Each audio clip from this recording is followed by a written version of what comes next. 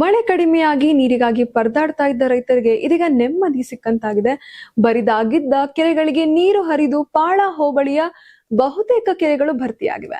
ರೈತರ ಸಂಕಷ್ಟಕ್ಕೆ ಸ್ಪಂದಿಸಿದ ಕೈಗೊಂಡ ಕೆರೆ ತುಂಬಿಸುವ ಯೋಜನೆ ಫಲ ನೀಡಿದ್ದು ಈ ರೈತರಿಗೆ ಸಂತಸ ಮನೆ ಮಾಡಿದೆ.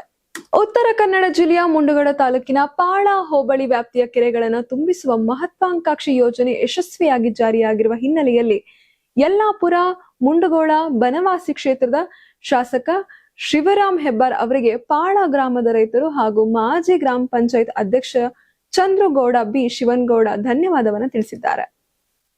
ಪಾಳ ಹೋಬಳಿ ವ್ಯಾಪ್ತಿಯಲ್ಲಿ ಮಳೆಯ ಪ್ರಮಾಣ ಕಡಿಮೆ ಆಗಿದ್ರಿಂದ ರೈತರು ನೀರಿನ ಸಮಸ್ಯೆ ಎದುರಿಸ್ತಾ ಇದ್ರು. ಇಲ್ಲಿ ಕೆರೆಗಳಿಗೆ ಸಮರ್ಪಕವಾಗಿ ನೀರು ಹರಿದು ಬಾರದ ಕಾರಣ ಕೃಷಿ ಚಟುವಟಿಕೆಗಳ ಮೇಲೂ ಪರಿಣಾಮವನ್ನ ಬೀರಿತ್ತು.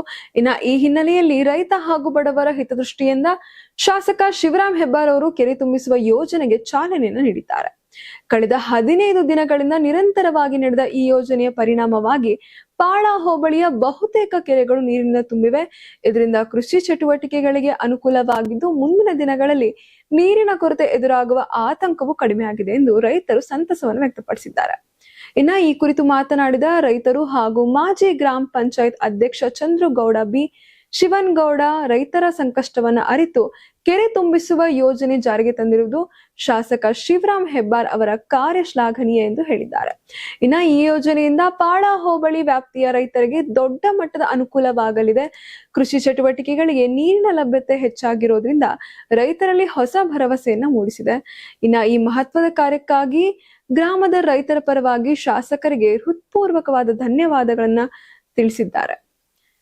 ಕೆರೆಗಳಲ್ಲಿ ನೀರು ತುಂಬಿಸುವುದರಿಂದ ಕೃಷಿಗೆ ಹೊಸ ಚೇತನ ಸಿಕ್ಕಿದ್ದು ರೈತರ ಮುಖದಲ್ಲಿ ಮಂದಹಾಸ ಮೂಡಿದೆ. ಮುಂದಿನ ದಿನಗಳಲ್ಲೂ ನೀರಿನ ಸಮಸ್ಯೆ ಎದುರಾಗದಂತೆ ಈ ನೀರಿನ ಸದ್ಬಳಕೆ ಮಾಡಿಕೊಳ್ಳುವ ರೈತರ ಮುಖದಲ್ಲಿ ಮಂದಹಾಸವನ್ನ ಮೂಡಿಸಿದೆ.